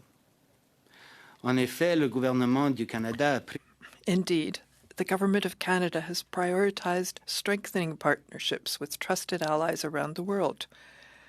Our efforts include diversifying Canada's trade relationships. These include the implementation of recently concluded trade agreements with Indonesia and Ecuador, as well as the investment agreement with the United Arab Emirates. This includes continuing negotiations with partners such as the Association of Southeast Asian Nations and Mercosur, as well as 8 ongoing investment negotiations with partners in Africa, South America, and the Greater Middle East region. Canada also supports the expansion of the Comprehensive and Progressive Agreement for Trans-Pacific Partnerships, or the CPTPP, to new members. The Government of Canada is also prioritizing efforts to ensure that Canadian companies take advantage of the network of trade agreements we have with our key partners, including the CPTPP, the Comprehensive Economic and Trade Agreement between Canada and the European Union, and the Canada-Korea Free Trade Agreement. In support of fair and open international trade, not only at the WTO, but also in international fora such as the G7, the G20, and the OECD, working with our partners and allies. We are ready to work to address trade-distorting practices that are harmful to the economy. This includes seeking improved rules to better address emerging issues affecting trade, such as industrial policy, and to ensure fair competition over the long term. Je vous remercie encore une fois de m'avoir donné l'occasion. Thank you once again for giving me the opportunity to speak on this important topic. I look forward to our discussion, and I'll be happy to answer your questions. Thank you very much, Mr. Fowler. On to the members. Mr. Gerlow. Merci, Madame la Présidente. Merci, chers Thank collègues. you, Madam Chair. Thank you, dear colleagues. Mr. Fowler, thank you for having come here to speak to us. Last week, Mr. Fowler, we welcomed the chair of the Canadian Port Council. We were Wow, this is talking really about quiet. CETA, the agreement that was negotiated. We also talked about non-tariff barriers. We can look at about $100 million in exports that we can't go get because of these non-tariff barriers. Are you aware of this? Yes, I'm aware of the fact that we have barriers with almost all of our partners around the world, and we're discussing these things, including with our European partners. And what is the... Yeah, so like I say, these committees are going to be boring this afternoon. But tomorrow morning we got OGO, so I'm not going to sit here and watch this. I will see you guys tomorrow morning at 11 a.m. And if you don't want to watch who's chair, government doing currently to decrease... De m'avoir invité aujourd'hui. Let me see. Oh, this liberal. So, yeah, this is a boring committee. I'm going to go ahead and call it here. I'll see you guys tomorrow, 11 a.m. Eastern Standard Time. We got OGO. Then we got 2 p.m. Eastern Standard Time. We got question period. I think Carney might be back. If he's not back tomorrow, he'll be back Wednesday for sure. So, I will see you guys tomorrow. Everyone have a good evening, and cheers.